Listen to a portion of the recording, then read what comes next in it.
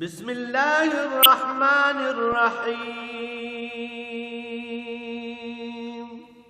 الرحمن علم القرآن.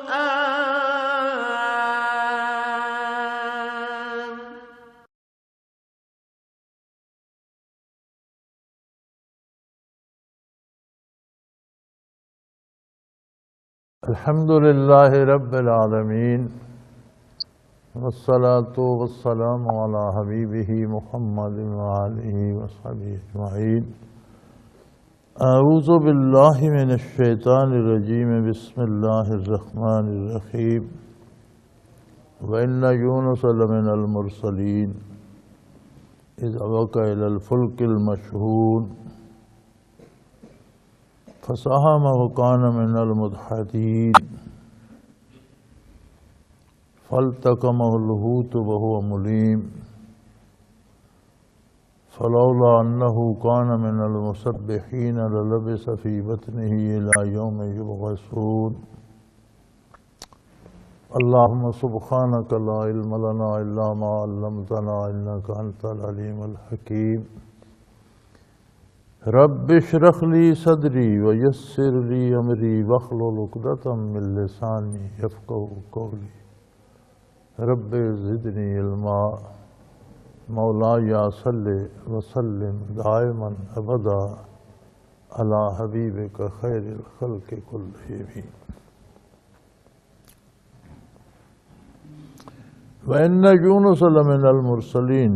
بے شک یونس علیہ السلام بھی اللہ کے رسولوں میں سے تھے، اللہ کے پیغمبروں میں سے تھے.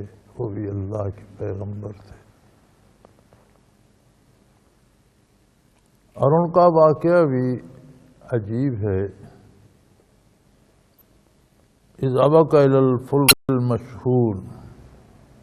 بڑی محنت کی انہوں نے قوم کے ساتھ، بڑا عرصہ کی، لوگوں نے مان کر نہ دیا، حتیٰ کہ ایسا وقت آ گیا کہ انہیں عذاب کی خبر دے دی گئی من جانب اللہ کہ ان پر عذاب واقع ہوگا. انہوں نے وہ خبر قوم کو بھی سنا دی، پیش گوئی کر دی کہ اگر تم باز نہ آئے تو تباہ کر دیے جاؤ گے، ہلاک کر دیے جاؤ گے. اور خود قوم سے الگ ہو گئے، تشریف لے گئے. اللہ کریم نے انسان کو شعور بھی دیا ہے اور اختیار بھی دیا ہے. جب وہ الگ ہو گئے قوم کو پتہ چلا کہ یونس صلی اللہ علیہ وسلم نے تو عذاب کی پیش گوئی فرما دی تھی اور اب وہ الگ بھی ہو گئے ہیں، ان کے ساتھ کوئی دوسرا بندہ نہیں تھا. ساری محنت و عمر بھر کی مجاہدہ کا حاصل کوئی ایک بندہ بھی ساتھ نہیں تھا، بالکل اکیلا.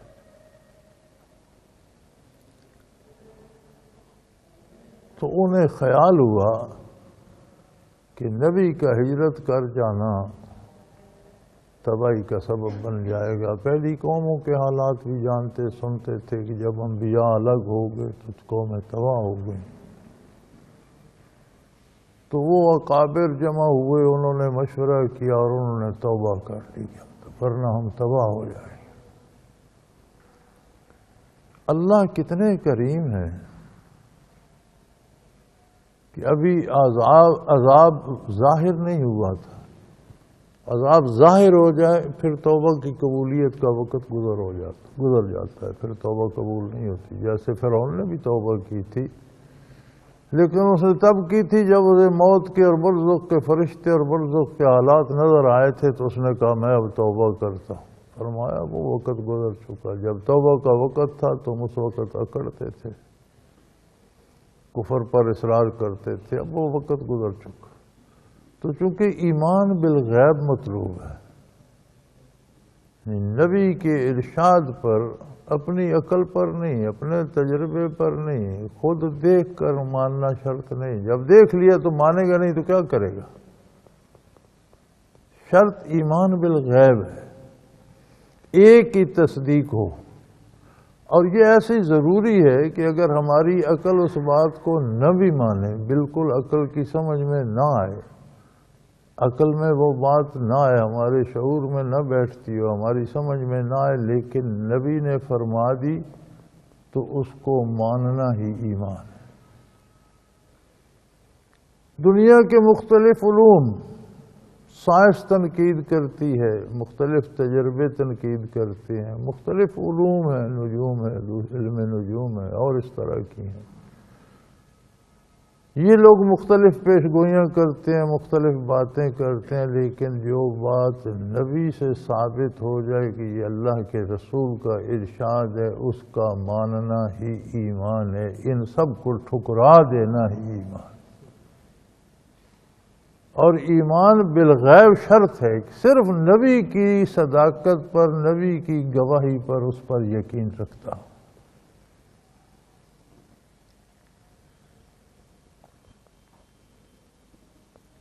تو انہیں خیال آ گیا اور انہوں نے نبی کی گواہی پہ یقین کر لیا، انہوں نے توبہ کر لی، میدان میں نکل گئے، آہوزاری کی، اللہ کریم سے توبہ کی. اللہ کریم نے ان کا عذاب ٹال دیا. یونس علیہ السلام اکیلے تھے، بھاگ کر کنارے دریا پہنچے، کشتی بھری ہوئی تھی، یہ بھی سوار ہو گئے دوسری طرف جانے، کہیں پناہ کے لیے جانا چاہتے ہوں گے. اس سے زیادہ آگے نہ قرآن نے بیان کیا ہے، نہ کسی نے لکھا ہے کہاں جانا چاہتے تھے. یہی لکھا ہے کہ قوم سے خفا ہو کر، ان کے کردار سے نا امید ہو کر تشریف لے گئے. قوم نے توبہ کر لی. آپ کا یہ سفر اجتہادی تھا، یعنی وحی سے ہجرت کا حکم نہیں ہوا تھا. حضرت کا اپنا اجتہاد تھا کہ مجھے اب ان سے الگ ہو جانا چاہیے. کشتی بھری ہوئی تھی، یونس علیہ السلام بھی اس میں سوار ہو گئے. جب وہ کشتی روانہ ہوئی تو پانی کشتی کے کناروں کے قریب پہنچ گیا، کشتی نیچے بیٹھ گئی. تو کشتی بانوں نے کہا جی یہ تو ڈوب جائے گی، اگر ایک بندہ بھی کوئی اتار دیا جائے تو باقی سارے بچ سکتے ہیں، ورنہ سب ڈوب جائیں. اب ایک کس کو اتارا جائے؟ مفسرین کرام لکھتے ہیں کہ یونس علیہ السلام نے فرمایا کہ میں اتر جاتا ہوں، لیکن انہوں نے کہا نہیں، ایسے نہیں، کسی سے زیادتی نہ ہو، قرعہ ڈالتے ہیں. جتنے لوگ سوار ہیں سب کے نام کا قرعہ ڈالتے ہیں، جس کے نام قرعہ نکلا وہ اتر جائے. انہوں نے قرعہ ڈالا، وہ حضرت ہی کے نام کا نکلا. اذ سبق الی الفلک المشحون، جب آپ بھاگ کر بھری ہوئی کشتی میں سوار ہو گئے. فسہم وکان من المدحضین، تو کشتی کے ڈوبنے کا خطرہ ہوا تو قرعہ ڈالا گیا، اور جب قرعہ ڈالا گیا تو آپ ہی کا نام نامی نکلا. چنانچہ آپ نے دریا میں چھلانگ لگا دی. شاید یہ بھی خیال مبارک ہو کہ جو فاصلہ طے ہو گیا کافی ہے، باقی تیر کر طے کر لوں گا. بہرحال آپ نے پہلے رضاکارانہ طور پر بھی خود کو پیش کیا، اور پھر قرعہ بھی آپ کے نام نامی کا نکل آیا تو آپ نے دریا میں چھلانگ لگا دی. فَالْتَقَمَهُ الْحُوتُ، تو اللہ کی شان کوئی اتنی بڑی مچھلی تھی جس نے فوراً انہیں نگل لیا. تیرنا تو کہاں تھا اور جانا کہاں تھا، چھلانگ لگائی، نیچے پانی میں گئے، نیچے کوئی اتنی بڑی مچھلی تھی کہ اس نے سالم انہیں نگل لیا. وَهُوَ مُلِيمٌ، پھر وہ افسوس کر رہے تھے کہ میں اجتہاد کر کے چلایا، مجھے آنا نہیں چاہیے تھا جب تک وہی الہی مجھے حکم نہ دیتی. تب تک مجھے رہنا چاہیے تھا، لیکن اجتہادی غلطی بھی اگر مجتہد سے ہو جائے تو اسے ثواب ملتا ہے، لیکن دنیاوی تکلیف آ سکتی ہے۔ یہ اللہ کے پیغمبر تھے، اللہ کے مقرب تھے، اجتہاداً ان کا فیصلہ جو تھا وہ درست ثابت نہ ہوا تو تکلیف آ گئی، مچھلی نے نگل لیا۔ اور جب مچھلی نے نگل لیا تو پھر انہیں ادراک ہو گیا کہ یہ تو مجھ سے درست نہیں ہوا، یہ اس طرح تو نہیں ہونا چاہیے تھا۔ ادھر قوم تلاش کرنے شروع ہو گئی، عذاب ٹل گیا، وہ سارے تائب ہو کر مسلمان ہو گئے، تلاش میں نکل گئے۔ جب انہیں احساس ہوا تو انہوں نے تسبیح شروع کر دی، وائے کریمہ لا الہ الا انت سبحانک انی کنت من الظالمین، کوئی نہیں عبادت کے لائق تیرے بغیر اللہ، تیری ذات پاک ہے اور میں خطا کار ہوں۔ بہت سے فضائل حدیث مبارک میں بھی مفسرین نے حدیث مبارک سے نقل فرمائے ہیں، جسے مشکلات میں، بیماری میں، تکالیف میں بطور وظیفہ پڑھنا اللہ کی رحمت کو متوجہ کرنے کا سبب بنتا ہے۔ اس کی بہت سی فضیلتیں بیان ہوئی ہیں۔ ہمارے ہاں مصیبت یہ ہے کہ بیماری کا، تکلیف کا بھی سب سے اچھا علاج قرآن مجید ہی ہے۔ فیہ شفاء للناس، مخلوق کے لیے اس میں شفا ہے۔ ہماری مصیبت یہ ہے کہ ہم اگر یہی آیہ کریمہ پڑھیں گے تو پھر یہ آیہ کریمہ پڑھتے رہیں گے، باقی قرآن ہم چھوڑ دیتے۔ کوئی کسی سورت کو بطور وظیفہ پڑھنا چاہتا ہے، حدیث شریف میں بہت سی سورتوں کے فضائل آئے ہیں، کسی کے بارے حضور کا ارشاد ہے سونے سے پہلے پڑھ لو تو رات امن سے گزرے گی، شیطان بھی شرارت نہیں کر سکے گا۔ اسی طرح مختلف صورتوں کے مختلف فضائل ہیں، پھر ہم یہ کرتے ہیں کہ وہ صورتیں پڑھنا شروع کر دیتے ہیں، اچھی بات ہے، لیکن اس میں خرابی یہ ہے کہ ہم باقی سارے قرآن کی تلاوت چھوڑ دیتے ہیں۔ تلاوت قرآن مسلسل ہونی چاہیے، الگ ہونی چاہیے، اور اگر کوئی آیت، کوئی سورت بطور وظیفہ پڑھنا چاہتے ہیں تو ضرور پڑھیں، وہ الگ پڑھیں۔ اس کا یہ مطلب نہیں کہ ایک آیت یا ایک سورت پڑھنا شروع کی تو باقی قرآن چھوڑ دیا، یہ غلط۔ قرآن کو پڑھنا، قرآن کو سمجھنا، قرآن پر عمل، یہ مقصد ہے حیات۔ کسی کو معانی نہ آتے ہوں، مفاہیم سمجھ نہ آتے ہوں، تلاوت کرتا رہے، دل میں نیکی کی کیفیات پیدا ہو جاتی ہیں، برائی سے بچنے کی کیفیات پیدا ہو جاتی ہیں، فائدہ اس کو بھی ہوتا ہے۔ لہذا یہ بات یاد رکھیے کہ قرآن کو روز پڑھیے، ضرور پڑھیے، چند آیتیں پڑھ لیں، لیکن کوئی رات دن قرآن سے خالی نہیں ہونا چاہیے۔ چنانچہ اللہ کریم فرماتے ہیں اگر وہ تسبیح کرنے والوں میں نہ ہوتے، اگر وہ اس طرح تسبیح شروع نہ کر دیتے، لَلَبِثَ فِي بَطْنِهِ إِلَى يَوْمِ يُبْعَثُونَ، بڑی خوبصورت بات قرآن نے ارشاد فرمائی کہ پھر وہ قیامت تک مچھلی کے پیٹ میں رہتے۔ یہاں سے بھی حیات الانبیاء کی خبر ملتی ہے کہ اگر دنیاوی زندگی کا ان کا وقت پورا ہو جاتا، مچھلی کے پیٹ میں وصال ہو جاتا، تو بھی وجود عالی سلامت رہتا۔ نہ صرف وجود عالی سلامت رہتا، مچھلی کا وجود، خواہ مچھلی بھی مر جاتی، اس کا وجود بھی قیامت تک سلامت رہتا۔ انبیاء علیہ السلام پر بھی موت آتی ہے، لیکن انبیاء کی موت کیا ہے؟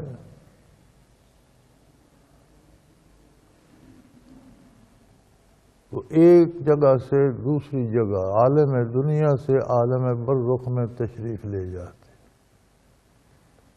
علماء فرماتے ہیں، حضرت مولانا تھانوی رحمۃ اللہ تعالی علیہ نے بھی بڑی صراحت سے لکھا ہے کہ انبیاء کا وصال یہ ہوتا ہے کہ روح کا جو تعلق امور دنیا سے ہے، گرمی سردی بھوک پیاس سونا جاگنا، امور دنیا سے یہ تعلق موڑ کر عالم برزخ کی طرف کر دیا جاتا ہے۔ پھر ان کے موسم گرمی سردی بھوک پیاس سونا جاگنا برزخ کے ہیں، جس طرح کے وہاں ہیں۔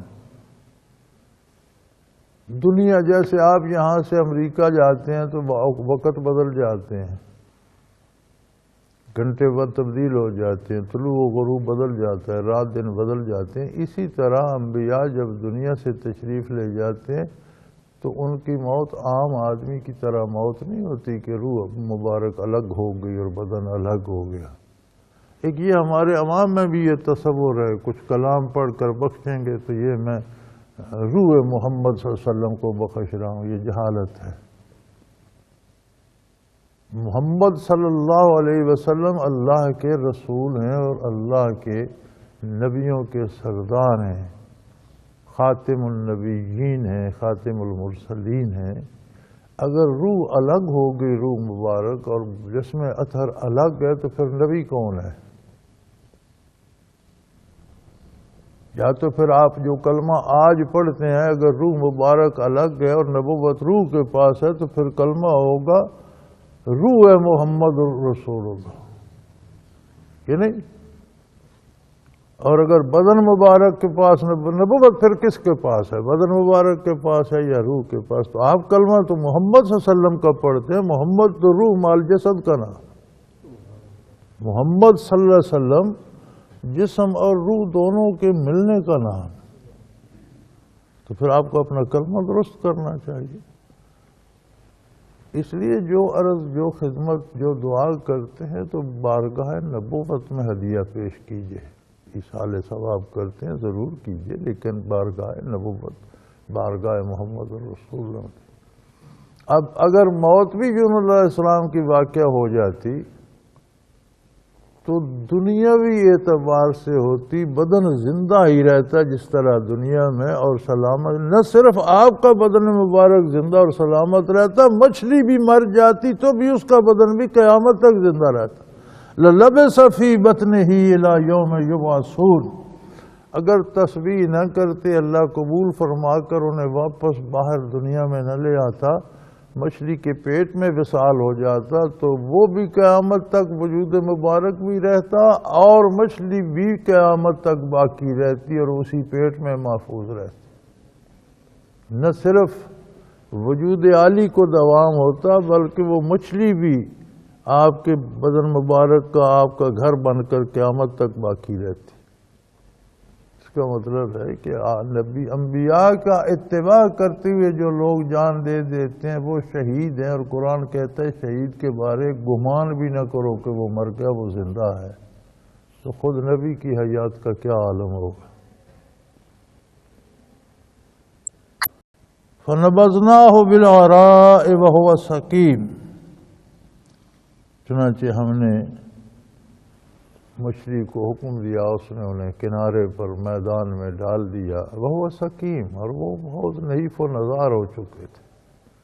انسانی جسم میں تو وہ تبدیلیاں آتی ہیں، مچھلی کے پیٹ میں تو اب ایسا معدے میں ایسا لعاب ہوتا ہے جو ہر چیز کو گلا کر ہضم کر دیتا ہے، لیکن یہ چونکہ نبی تھے، نہ ان کے پر موت وارد ہوئی نہ انہیں کوئی تکلیف ہوئی، لیکن جسم تو متاثر ہوا، کھال نرم ہو گئی، جسم کمزور ہو گیا، گل گیا۔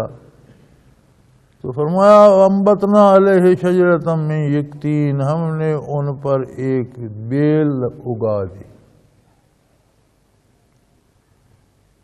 وہ بیل کے پتے چوڑے بھی ہوتے ہیں، سایہ دار بھی ہوتے ہیں، نرم بھی ہوتے ہیں، پھر درمیان میں خلا بھی ہوتا ہے، ہوا بھی، دھوپ نہیں گزرتی، ہوا گزرتی ہے۔ تو اللہ کریم نے اسباب دنیا کے اسباب ضروری ہیں۔ جب آپ کمزور تھے تو اللہ کریم نے ایسی پھلدار بیل اگا دی کہ اس کے پھل بھی ان کی صحت کے لیے ضروری تھے ان کی غذا کا اہتمام بھی ہو گیا، سایہ بھی ہو گیا، اور ایسا سایہ ہوا کہ اس میں سے ہوا کا گزر بھی ہوتا رہے۔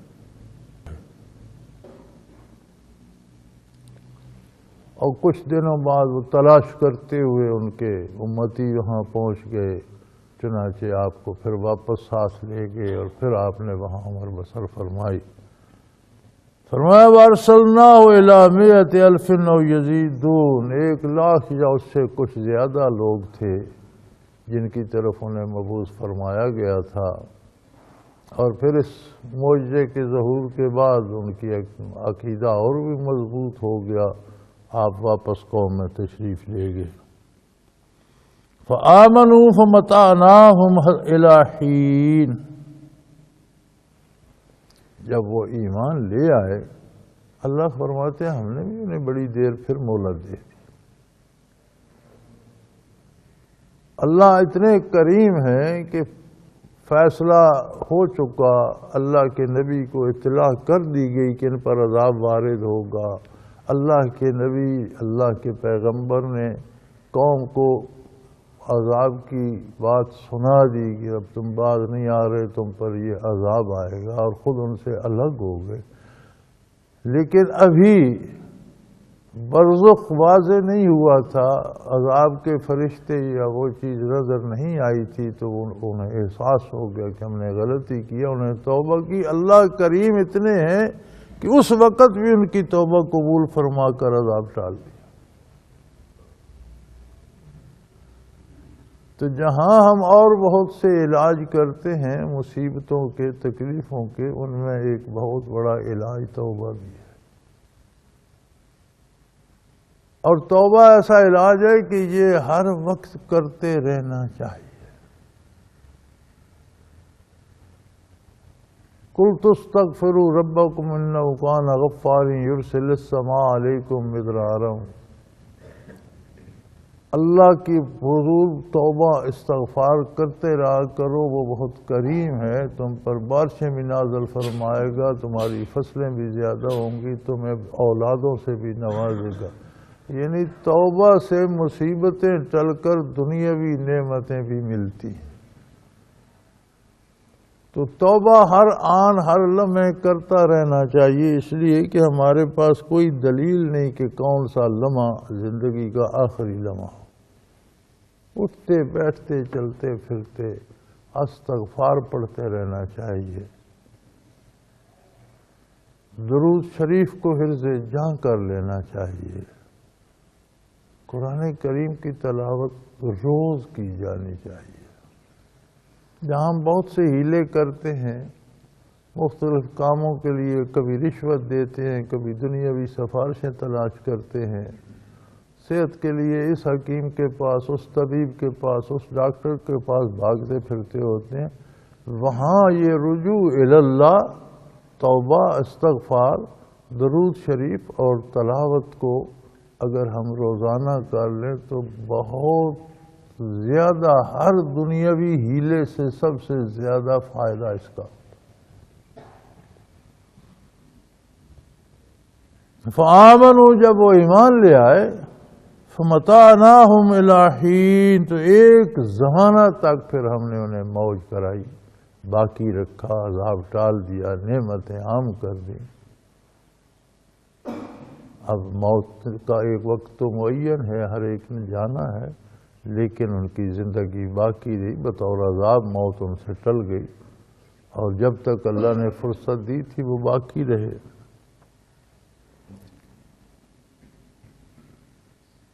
وہ بھی اسی طرح پہلے عقلیں دوڑاتے تھے، لیکن جب انہیں پتہ چلا کہ نبی نے تو عذاب کی بات فرما دی ہے، اور پھر نبی ہمیں چھوڑ کر چلے بھی گئے ہیں، تو انہیں احساس ہوا کہ ہم تباہ ہو جائیں گے۔ انہوں نے توبہ کی، اللہ نے قبول فرما لی۔ یہی حال ان مشرکین کا ہے۔ مشرکین میں کچھ ایسے بھی لوگ تھے جو فرشتوں کو پوجتے تھے، عجیب عجیب طرح کے مشرکانہ اور کافرانہ عقائد مکہ مکرمہ میں جمع ہو گئے تھے۔ کوئی سورج کو پوج رہا ہے، کوئی ستاروں کو پوج رہا ہے، کوئی بت کو پوج رہا ہے، کوئی فرضی خداؤں کو پوج رہا ہے، کوئی کہنوں اور جوگیوں کو پوج رہا ہے، طرح طرح کے تماشے تھے۔ ان میں ستارہ پرست بھی تھے جو ستاروں کو پوجتے تھے، اور وہ کہتے تھے یہ ستارے اللہ کی بیٹیاں ہیں۔ فرمایا اللہ اتنے کریم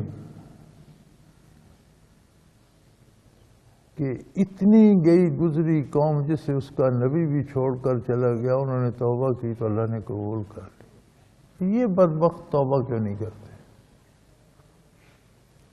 یا ان سے پوچھئے فاستفتہم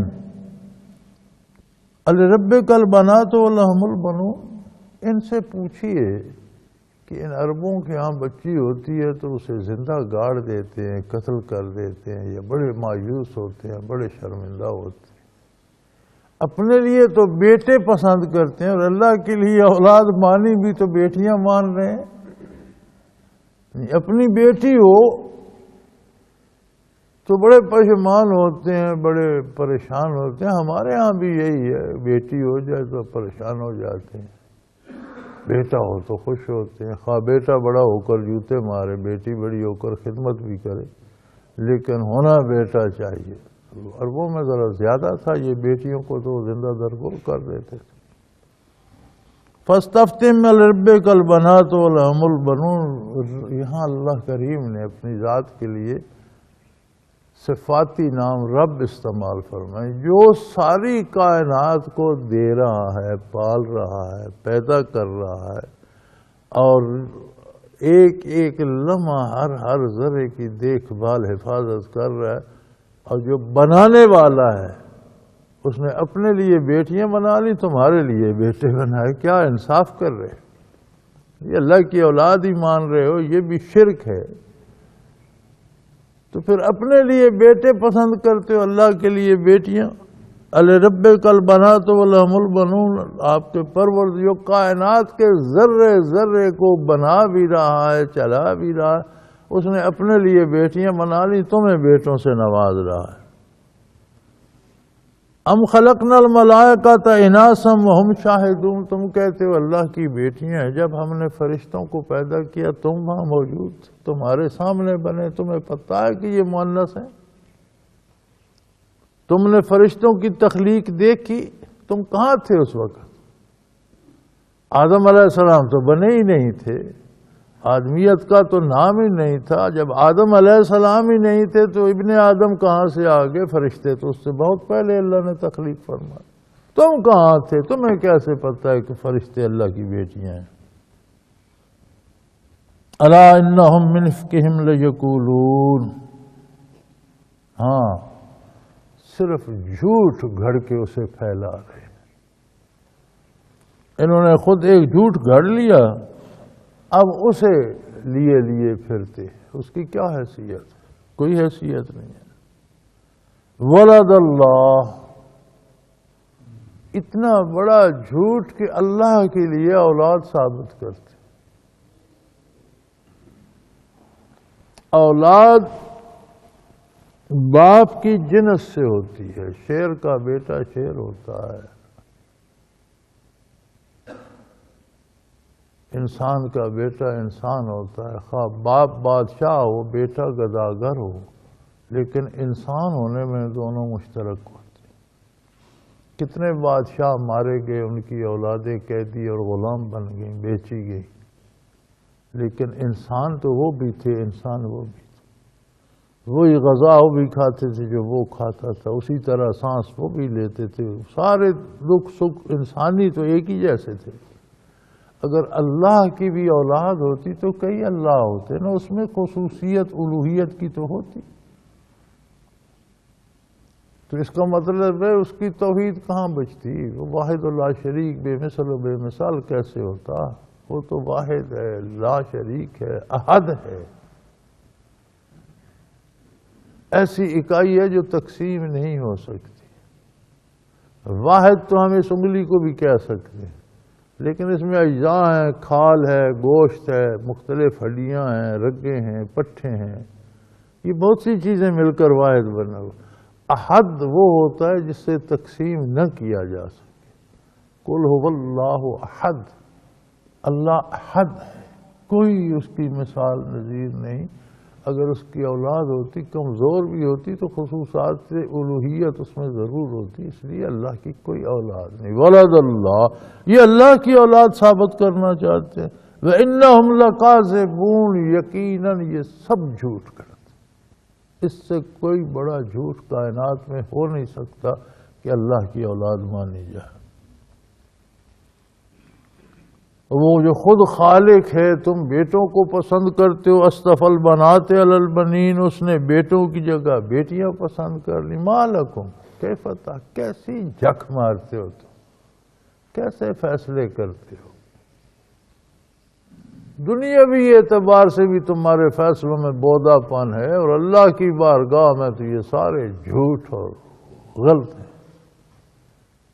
افلا تذکرون، کیا تم اپنی ان خرافات پر کبھی غور نہیں کرتے، کبھی سوچتے نہیں ہو؟ کفر و شرک کا ہر انداز جاہلانہ ہے. کبھی بیٹھ کر غور تو کرو، سوچو تو صحیح. ام لکم سلطان مبین، کیا تمہارے پاس کوئی دلیل ہے؟ دلائل تین قسم کے ہوتے ہیں. سب سے پہلی دلیل ہوتی ہے نقلی. کسی نے لکھی ہو وہ بات، کسی محقق نے تحقیق کر کے وہ بات لکھی ہو، یا کسی آسمانی کتاب میں وہ بات آئی ہو، یا اس کی تشریح میں کسی نے لکھی ہو، تو پہلی دلیل ہوتی ہے دلیل نقلی،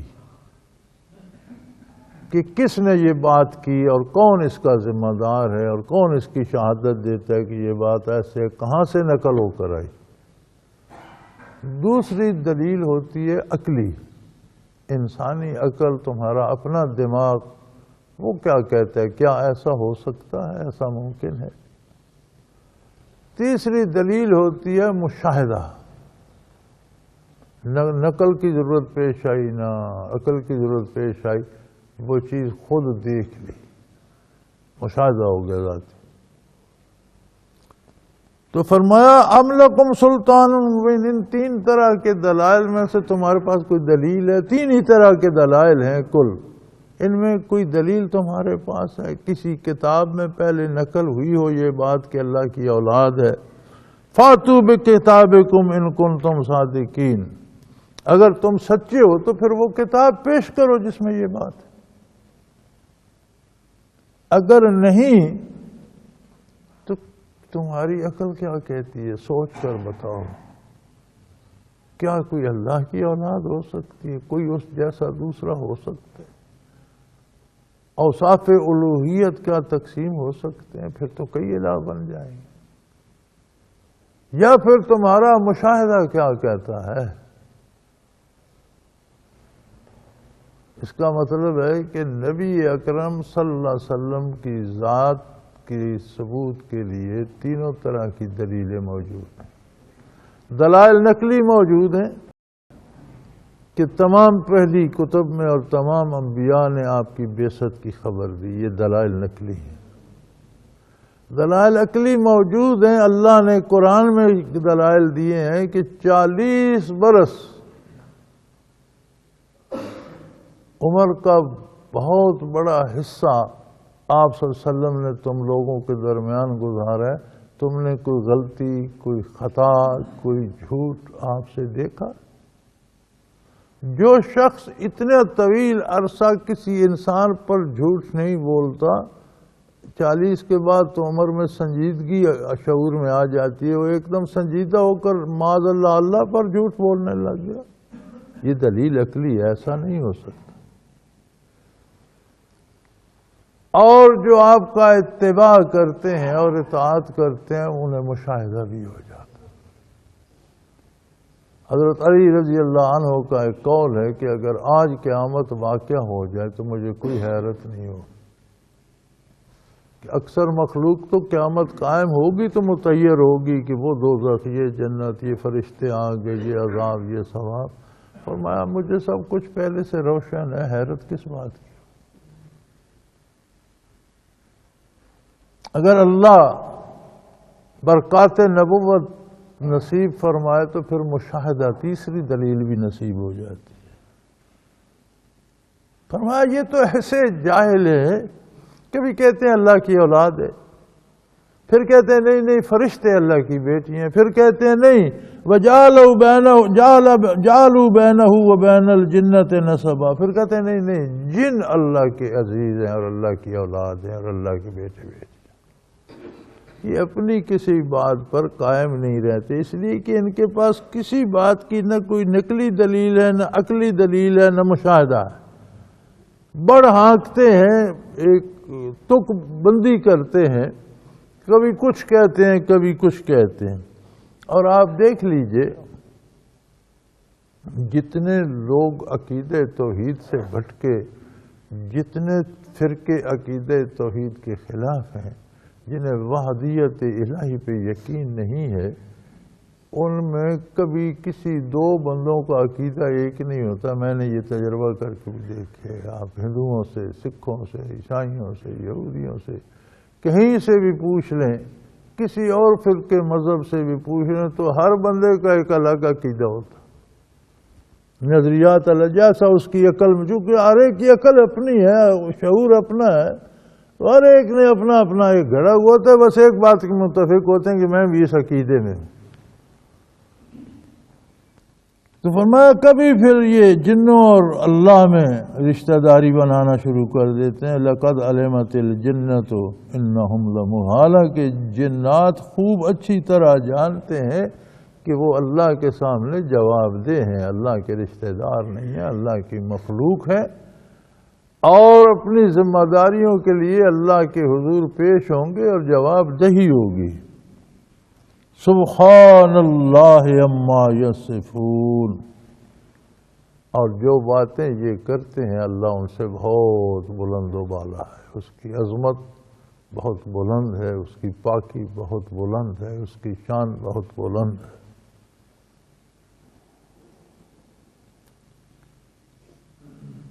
الا عباد اللہ المخلصین،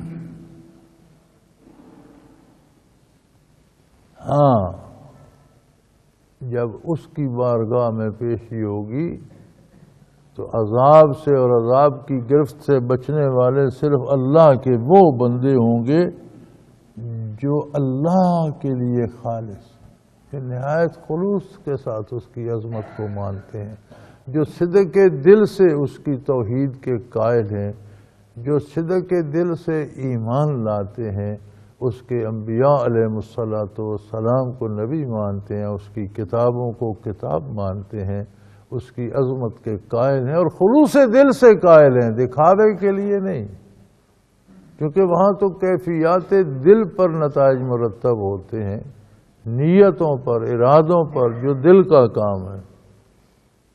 تو فرمایا سوائے ان لوگوں کے جو خلوص کے ساتھ اللہ کے بندے ہیں، سب مبتلا عذاب ہوں گے، اور تم اے کفار و مشرکین، تم اور جن کو تم پوجتے ہو، سب مبتلا عذاب ہوں گے۔ نہ صرف تم مبتلا عذاب ہوگو، جن کی تم پوجا کرتے اور اس پوجا پہ راضی ہیں۔ دو طرح کی ہستیوں کو پوجا جاتا ہے، ایک وہ جو ساری عمر توحید کا درس دیتے رہے، اللہ کی عبادت کی طرف بلاتے رہے، آخرت کی خبر دیتے رہے، انبیاء علیہ السلام، جیسے عیسائیوں نے عیسیٰ علیہ السلام کو، یہودیوں نے عزیر علیہ السلام کو اللہ کا بیٹا بنا کر پوجنا شروع کر دیا۔ اس میں ان ہستیوں کا پر کوئی الزام نہیں آتا، یہ ان کے ذمہ بھی انہوں نے الزام لگا کر، تہمت لگا کر ان کی بھی توہین کی، لہذا اللہ کی نافرمانی اور انبیاء پر الزام لگانے کے دوہرے عذاب ان پر ہوں۔ ایک وہ جیسے شیطان اور جنات اپنے پیچھے لگانے کی کوشش کرتے ہیں اور گمراہ کرتے ہیں لوگوں کو، تو فرمایا یہ بھی تمہارے ساتھ جہنم میں جل رہے ہوں گے، پتہ چل جائے گا کہ ان کی طاقت کتنی ہے۔ معبودان باطلہ، اور تم اکٹھے اضلاع کا عذاب بھگت رہے ہوگے۔ وما انتم علیہ بفاتنین، اور تم اللہ کے عذاب سے جان بچا نہیں سکو گے کہ کوئی بہانہ کر کے کہیں چھپ کر کوئی ذریعہ اختیار کر کے عذاب سے بچ جائے، ایسا نہیں ہو سکے گا۔ الا من وصال الجحیم،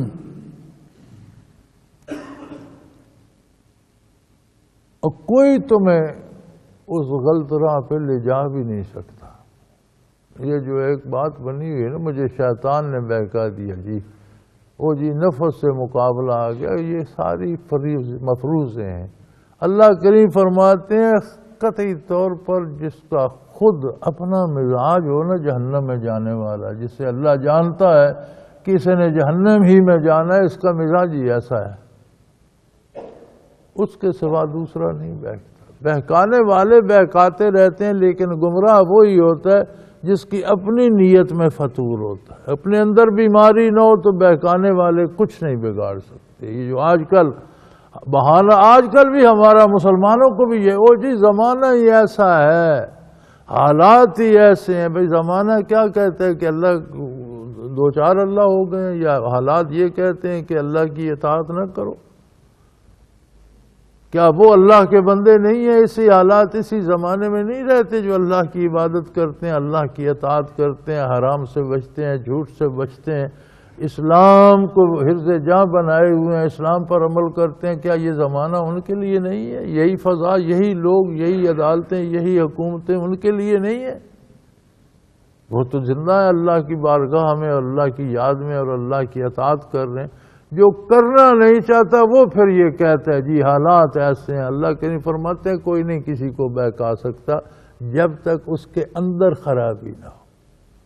اپنے اندر بیماری پیدا ہوتی ہے نا، پھر وہ دوسرے بھی ساتھ سبب بن جاتے ہیں، اور بندہ الزام ان پہ لگاتا رہتا ہے۔ فرمایا الا من وصال الجحیم، سوائے وہ لوگ جن کا مزاج ہی ایسا ہو گیا کہ انہیں دوزخ ہی میں جانا ہے، اللہ کی نافرمانی ہی کرنی ہے، تو ان کو کوئی کیا بہکائے گا؟ وہ اندر سے خود بہکے ہیں وہی ہے، ورنہ کوئی زبردستی کسی کو بہکا نہیں سکتا۔ آدمی کا اپنا فیصلہ ہوتا۔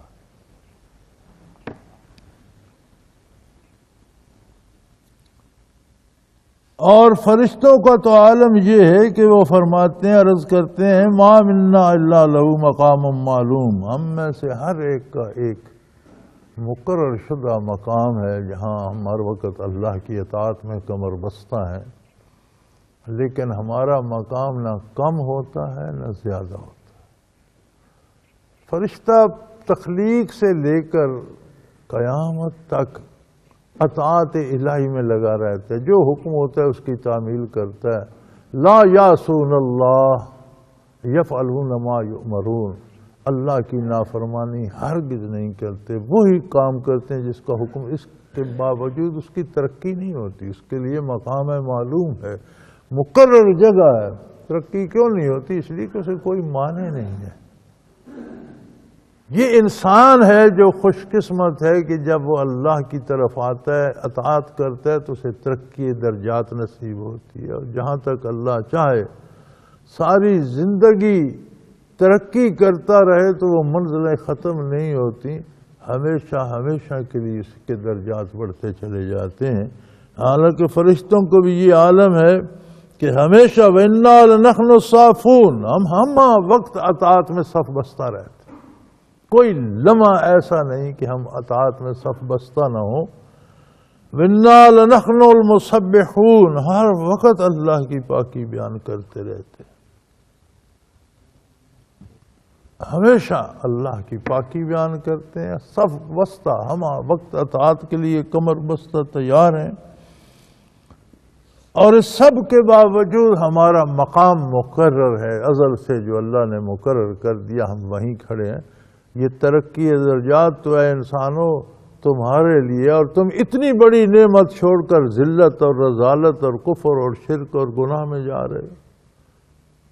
تم تو وہ خوش نصیب مخلوق ہو جس کے لیے اللہ نے اپنے قرب کے دروازے کھول دیے ہیں، جہاں تک چاہو ترقی کر۔ ہم ساری عمر اطاعت کرتے ہیں، تسبیح کرتے ہیں، ہم وقت اطاعت کے لیے صف بستہ ہیں، لیکن ہم جہاں ہیں وہیں ہیں، ہمارے لیے ترقی نہیں ہے۔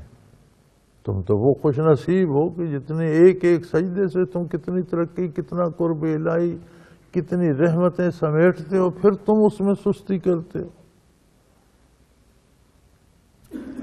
اور تمہارا عجیب حال ہے، ان کانوا لیقولون لو ان عندنا ذکرا من الاولین، یہ وہی لوگ ہیں، یہ وہی قوم ہے جس کی طرف محمد الرسول اللہ صلی اللہ علیہ وسلم مبعوث ہوئے۔ یہ کہا کرتے تھے کہ پہلے لوگوں پر کتابیں نازل ہوئیں، ان میں نبی آئے، کیونکہ عیسیٰ علیہ السلام کے بعد کوئی نبی نہیں آیا حضور کی بعثت عالی تک، درمیان کم و بیش 500 سال کا عرصہ۔ تو یہ لوگ کہا کرتے تھے کہ کاش ہمارے پاس کوئی رسول آتا، ہمارے پاس کوئی کتاب آتی تو دیکھتے ہم کس طرح اس کی اطاعت کرتے اور کس طرح حکم باندھتے اور کتنے عبادت گزار ہوتے، لیکن ہمارے پاس تو کوئی نبی نہیں آیا۔ اور جن قوموں کے پاس آیا وہ خود گمراہ ہو رہے ہیں۔ جب وہ خود گمراہ ہو گئے، کتابوں میں انہوں نے تعریف کر دی، تو وہاں سے ہمیں کیا ہدایت ملے گی؟ نہ تورات صاحب سلامت رہی، نہ انجیل صاحب سلامت رہی، نہ زبور سلامت رہی۔ اللہ کی کتابوں میں انہوں نے اپنی باتیں داخل کر دی، خود گمراہ ہو گئے، تو ہم وہاں سے ہدایت کیا پائیں؟ تو جس طرح ان کے پاس نبی تشریف لائے تھے اور کتابیں آئی تھی، ہمارے پاس تشریف لاتے تو ہم ان سے بہتر ہدایت پر ہوتے۔ ان کانوا لیقولون لو ان عندنا ذکرا من الاولین لکنا عباد اللہ المخلصین، ہم اللہ کے بڑے کھرے بندے ہوتے، جس طرح ان پہلوں کے پاس آئی ہیں ہمارے پاس آتی۔ فکفروا بہ فسوف یعلمون، اور جب کتاب آئی، اللہ کا نبی تشریف لایا، امام الانبیاء تشریف لائے، تو کفر پہ کمر بستہ ہو گئے۔ کیسے عجیب لوگ ہیں کہ نبی نہیں آئے تھے تو کہتے تھے ہمارے پاس کوئی نبی ہوتا ہم پہلوں سے زیادہ مانتے، اور نبی تشریف لائے، کتاب بھی آ گئی، قرآن کریم بھی آ گیا، آقا نامدار رحمت للعالمین مبعوث ہو گئے، اب کفر کر بیٹھے۔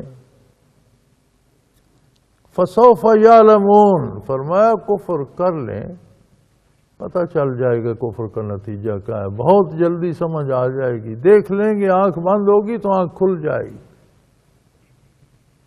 دنیا کی زندگی ختم ہوگی، برزخ سامنے آئے گا، پتہ چل جائے گا کہ ہم نے کیا خریدا، کیا پایا، کیا کھویا۔ وَلَقَدْ سَبَقَتْ كَلِمَتُنَا لِعِبَادِنَا الْمُرْسَلِينَ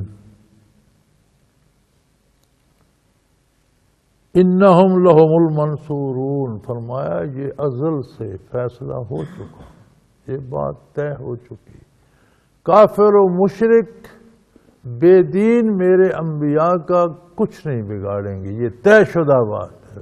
کامیابی ہمیشہ انبیاء کو ہوگی، رسولوں کو ہوگی، دین کو ہوگی، نیکی کو ہوگی، برائی اپنی موت خود مرتی رہے گی، کفر اپنی تباہی کا اہتمام خود کرتا رہے گا، نافرمان نافرمانیوں ہی کے بوجھ سے دب کر ہلاک ہوتے رہیں گے۔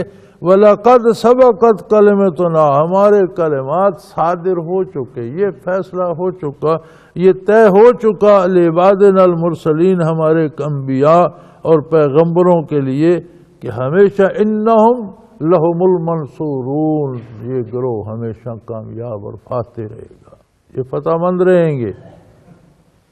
وَإِنَّ جُنُودَنَا لَهُمُ الْغَالِبُونَ، اور بے شک ہمارے ہی لشکر غالب آئیں گے، وہی بندہ کامیاب ہوگا جو ہماری فوج میں شامل ہو جائے گا۔ جُنُودُنَا، ہمارے لشکر، ہماری فوج ہمیشہ فاتح ہوگی۔ فَتَوَلَّ عَنْهُمْ حَتَّى حِينٍ، اور یہ جو لوگ نہیں نہ مانتے، جو آپ کی اطاعت نہیں کرتے، جو آپ کے عقیدے کو نہیں تسلیم کرتے، تھوڑی دیر ہے، آپ ان سے روگردانی فرما لیجیے، آپ ان کی پرواہ نہ کیجیے۔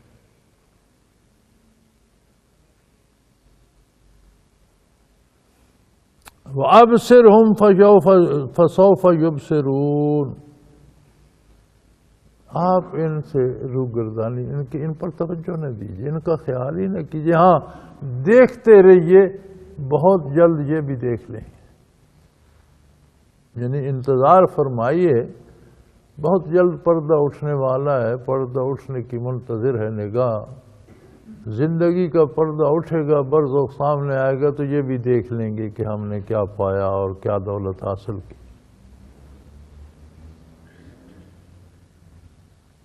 کافر و مشرک کو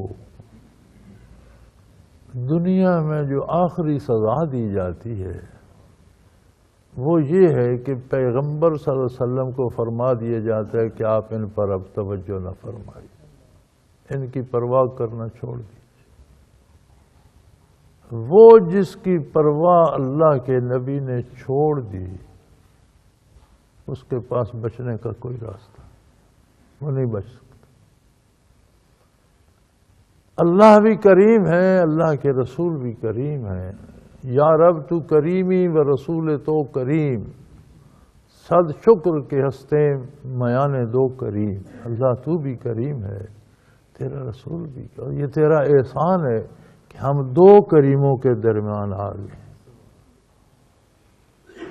اگر کوئی اس حقیقت کو نہیں سمجھتا اور نافرمانی کرتا ہے تو اللہ اسے اس بات سے بچائے کہ نبی اکرم اس کی طرف سے رخ انور پھیر لیں، اس کی طرف توجہ نہ کریں۔ جو اس زد میں آ گیا اس کے بچنے کا کوئی اس کی جگہ نہیں ہے۔ دنیا میں اس کا عقیدہ بھی تباہ ہو جائے گا، کردار بھی تباہ ہو جائے گا، موت بھی تباہی پر آئے گی اور آخرت بھی تباہ ہو جائے گی۔ تو کیا طریقہ کیا جائے، کیا ہیلا کیا جائے، کس بات پر نبی اکرم صلی اللہ علیہ وسلم خوش ہوں گے اور کس بات پر وہ ہماری طرف متوجہ ہوں گے، یہ فیصلہ ہر بندے کا اپنا ہے۔ نبی صلی اللہ علیہ وسلم کو خوشی ہوگی کہ آپ ان کا لایا ہوا دین قبول کریں۔ نبی کریم صلی اللہ علیہ وسلم کو خوشی ہوگی کہ آپ کے عقائد صاف ستھرے، روشن سورج کی مانند، اللہ کی توحید، نبی کی رسالت، کتاب اللہ پر ایمان، آخرت پر، ضروریات دین پر ایمان، حضور خوش ہوں گے۔ پھر جب اس ایمان کے مطابق آپ عمل کریں گے، آمنوا وعملوا الصالحات، ایمان کے گواہ ہے کردار۔ جب آپ سجدے دیں گے خلوص کے ساتھ، خشوع و خضوع کے ساتھ نمازیں پڑھیں گے، حلال رزق کمائیں گے، بچوں کو اسلامی تعلیمات بھی دیں گے، دنیاوی معلومات بھی دیں گے، دنیا کے کام دین کے مطابق کریں گے، دین کو دنیا کے تابع کر کے مروڑیں گے نہیں۔ دین حاکم ہے، اس کے تابع ہر چیز رکھو تو دین رہتا ہے۔ اگر دین کو محکوم کرنا چاہیں تو وہ رخصت ہو جاتا ہے، بے دینی بن جاتی ہے، دین نہیں رہتا، دین محکوم نہیں ہوتا۔ تو جب آپ دین کو غالب، دنیا کو اس کے تابع رکھیں گے، نبی اکرم صلی اللہ علیہ وسلم خوش ہوں گے، آپ کے لیے دعا فرمائیں گے۔ نبی کریم صلی اللہ علیہ وسلم کا توجہ فرما دینا کائنات کی ساری نعمتوں سے اللہ کی بہت بڑی نعمت۔ خوش نصیب ہے وہ لوگ جنہیں بارگاہ رسالت سے ہلکی سی توجہ بھی نصیب، ایک نگاہ بھی نصیب ہو جائے۔ تو ابصرہم، آپ دیکھتے رہیے، فسوف یبصرون، آنے دیجئے موت کو، ان کے سامنے بھی برزخ کھل جائے گا، حقائق یہ بھی دیکھ لیں گے۔ افبعذابنا یستعجلون، یہ کیسے لوگ ہیں، کہتے ہیں ہم آپ کی بات نہیں مانتے، اگر عذاب کو آنا ہے تو آئے۔ انہیں یہ شعور ہی نہیں ہے کہ اللہ کا عذاب کتنی مشکل ہوتا ہے۔ عذاب خود لفظ ہی کتنا سخت ہے اور اس میں کتنی شدت ہوتی ہے۔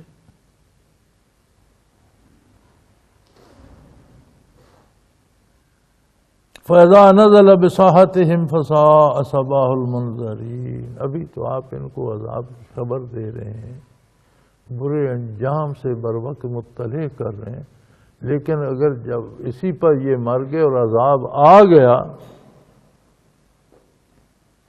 تو پھر ان کا وہ دن بہت برا دن ہوگا جب یہ عذاب میں گرفتار ہو جائیں گے، خواہ دنیا میں ہوں یا برزخ میں ہوں۔ جب عذاب وارد ہو گیا پھر ان کے بچنے کا کوئی راستہ نہیں ہوگا، اور وہ بہت ہی زندگی کا بہت ہی برا دن ہوگا۔ وَتَوَلَّ عَنْهُمْ حَتَّىٰ حِينٍ، آپ تھوڑی دیر ان سے اپنی توجہ مبارک ہٹا لیجیے۔ وَتَوَلَّ عَنْهُمْ، ان سے رخ انور پھیر لیجیے، حَتَّىٰ حِينٍ، تھوڑے عرصے۔ دنیاوی زندگی چند روزہ ہے، اگر یہ بالکل آپ کا ارشاد عالی قبول نہیں کرتے تو آپ ان کی طرف متوجہ ہی نہ ہوں۔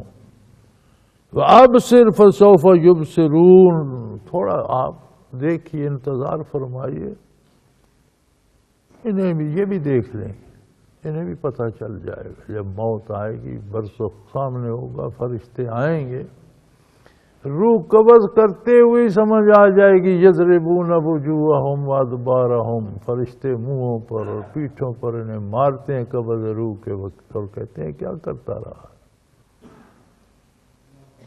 سبحان ربک رب العزت عما یصفون، آپ کا پروردگار پاک ہے، بڑی عظمت والا ہے، اور جو باتیں یہ کرتے ہیں اس کی شان ان سے بہت بلند و بالا ہے۔ وہ سب سے پاک ہے، وہ واحد لا شریک ہے، وہ کسی کا محتاج نہیں ہے، کائنات کا ہر ذرہ اس کا محتاج ہے، وہ کسی کا محتاج نہیں ہے۔ اور یہ جو خرافات بولتے رہتے ہیں، ان کے اپنے چہرے پہ پھٹکار پڑتی رہتی ہے، اس کی بارگاہ تک ان کی خرافات کی رسائی نہیں، وہ بہت بلند شان والا ہے۔ وَسَلَامٌ عَلَى الْمُرْسَلِينَ، اور سلامتی ہو اللہ کے رسولوں۔ اس آیہ کریمہ نے ساری سلامتی کو متعین کر دیا انبیاء پر۔ اب غیر نبی نے جتنی سلامتی لینی ہے اتباع نبوت سے لینی۔ وسلام علی المرسلین، سلامتی ساری کی ساری سلامتی اللہ کے رسولوں کے لیے ہے، سلام ہو اللہ کے پیغمبروں پر۔ اب جس نے غیر نبی نے سلامتی لینی ہے، وہ صحابی ہو، وہ تابعی ہو، وہ تبع تابعی ہو، وہ عالم ہو، وہ صوفی ہو، وہ نیک ہو، وہ کوئی ہو، اسے بارگاہ رسالت سے اللہ کی سلامتی تلاش کر، نبی پر ایمان لائے گا، نبی کی اطاعت کرے گا تو سلامتی اس بارگاہ سے پائے گا۔ والحمد للہ رب العالمین، اور تمام کمالات، تمام خوبیاں، تمام اچھائیاں، سارے کا سارا حسن، سارے کے سارے کمالات اس واحد لا شریک کو سزا ہوا۔ وآخر دعوانا ان الحمد للہ رب العالمین۔ اللہ اللہ اللہ اللہ اللہ اللہ اللہ اللہ۔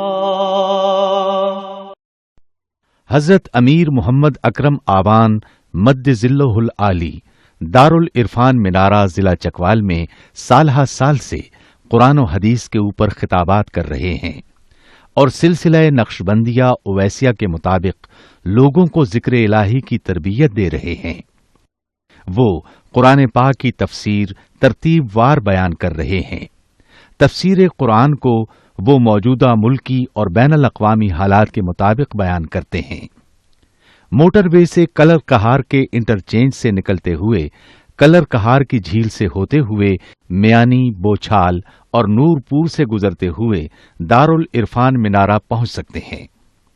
حضرت امیر محمد اکرم آوان نے بچیوں اور بچوں کی دینی اور دنیاوی تعلیم کے لیے سقارہ اکیڈمی کے نام سے ایک درسگاہ بھی قائم کی ہے، جس کا افتتاح ملک پاکستان کے صدر جنرل محمد ضیاء الحق نے اپنے دست مبارک سے کیا تھا۔ وہ تمام احباب جو اسلام کی طلب رکھتے ہیں ان سے گزارش ہے کہ دارالعرفان منارہ ضلع چکوال میں امیر محمد اکرم آوان صاحب کے خطابات سے مستفید ہوں۔ وہ ہر جمعے کو نماز سے پہلے بیان فرماتے ہیں۔ ہر ماہ کی پہلی اتوار کو ماہانہ اجتماع ہوتا ہے جس میں آپ خصوصی خطاب فرماتے ہیں اور پاکستان کے چاروں صوبوں سے احباب اس اجتماع میں شرکت کرتے ہیں۔ اس کے علاوہ یہاں سال میں 2 مرکزی اجتماعات بھی ہوتے ہیں، ایک رمضان المبارک میں اعتکاف کا اجتماع اور دوسرا جولائی اور اگست میں 40 دن کا اجتماع ہوتا ہے جس میں روحانی تربیت کی جاتی ہے۔ اپنا خون سیماب دے کر اتنا ہم کر جائیں گے، نام آقا کا چمن میں پھر رقم کر جائیں گے۔